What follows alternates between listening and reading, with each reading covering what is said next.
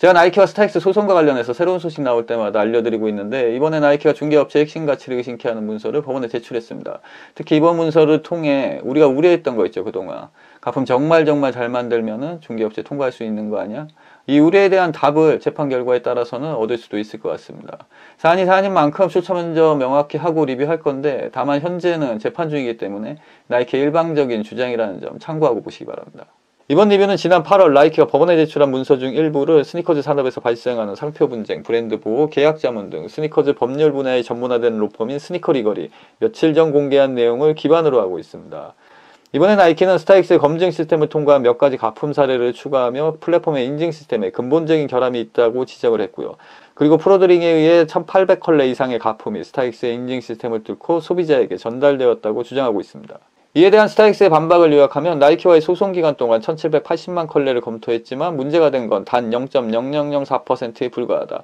또한 8천만 달러 이상의 가품을 차단했다며 가품 방지 노력에서 업계 리더인 회사를 공격하는 것이 안타까운 일이라는 입장입니다. 이 내용은 몇몇 해외 유명 매체에서도 각자의 해석을 달아서 공개해 놓은 게 있으니까요. 추가로 궁금하신 분들은 그것도 참고해 보시면 될 겁니다. 이제부터 다른 매체에서 다루지 않은 제가 중요하다고 생각하는 부분에 대한 리뷰를 할 거니까 영상 끝까지 보시고 구독자분들도 각자의 의견을 좀 남겨주시면 좋을 것 같습니다. 크게 두 가지 얘기할 건데요. 먼저 숫자입니다. 가장 눈에 띄는 게 숫자인데 흥미로운 거는 나이키나 스타익스나 숫자를 활용하는 방법이 완전히 다르다는 겁니다. 1800대 0.0004%. 나이키는 1800이라는 구체적이고 직관적인 숫자를 제시해서 문제의 심각성을 알리고 있습니다. 마치 너네 검증 시스템이 있다면서 있는 거 맞니 진짜? 제대로 돌아가는 거 맞니? 그렇게 묻고 있는 것 같죠. 1800이라는 숫자가 주는 메시지는 그만큼 강렬해 보입니다. 반면에 스타익스는 0.0004%라는 비율을 제시하잖아요. 우리 이 정도면 잘하는 거 아니야? 우리 진짜 괜찮은 거 아니야? 이렇게 문제를 축소하는 느낌입니다. 이 차이와 관련해서 해외 매체에서 중요하게 보는 매체도 있던데 1800이면 문제 있고 0.0004%면 문제 없는 거 아니잖아요.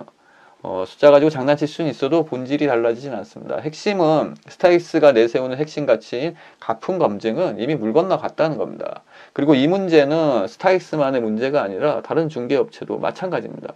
많은 분들이 아시겠지만 크림을 포함한 다른 중개업체들도 이미 여러 차례 가품 문제에 휘말렸었잖아요. 그래서 이를 반영해 보상 정책이 있는 것을 보면은 문제의 심각성에서 결코 자유로울 수 없습니다. 결국 가품 문제는 중개업체 전반의 신뢰를 흔드는 공통된 약점이라는 얘기고요. 더 나아가서 이 문제를 더욱 심각하게 만드는 우리가 우려했던 진짜 문제는 이 문서에 따로 있습니다.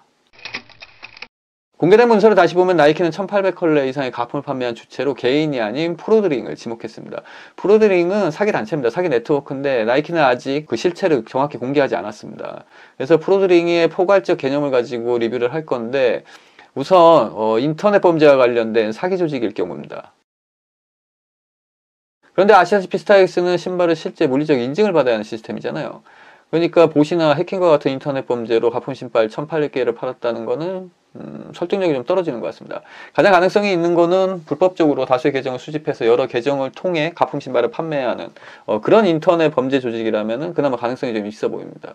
그리고 프로드링은 위조 수표나 위조 지폐를 만들어서 유통시키는 범죄 조직까지 포함된 포괄적 개념이거든요.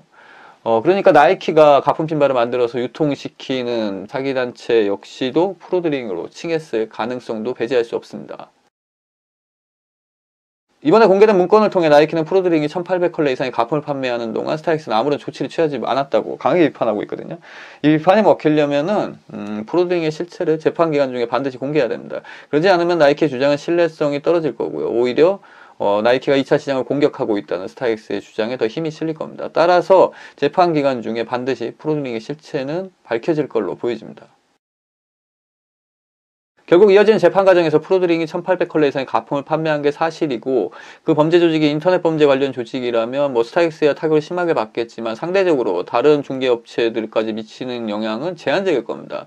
하지만 만약에 단순히 인터넷 관련 범죄 조직이 아니고 실제 가품을 만들어서 유통시키고 판매하는 그런 범죄 조직이라면 상황은 완전히 달라집니다.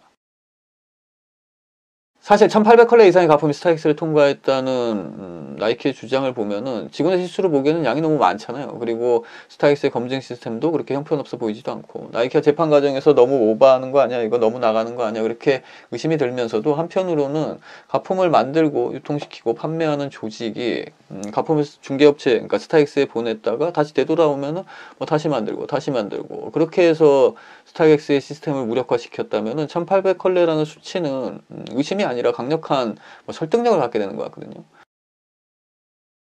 그리고 이어진 재판 과정에서 현재 나이키가 감추고 있는 프로드링의 실체가 인터넷 관련 조직이 아니고 가품을 만들고 유통시키고 판매하는 조직으로 밝혀지면은 파장이 상당할 것 같습니다. 당연히 뭐 이런 조직이 하나야 뭐 스타렉스를 타깃으로만 했겠어 이런 질문도 따라올 거고 생각만 해도 아주 어질어질한데 뭐 스타렉스뿐만 아니라 크림이나 뭐 다른 중개업체 이용하는 분들도 이번 재판은 조금 유심히 좀 지켜봐야 될 것 같고 관련된 정보 나오는 거 있으면은 빠르게 좀 업로드 하겠습니다.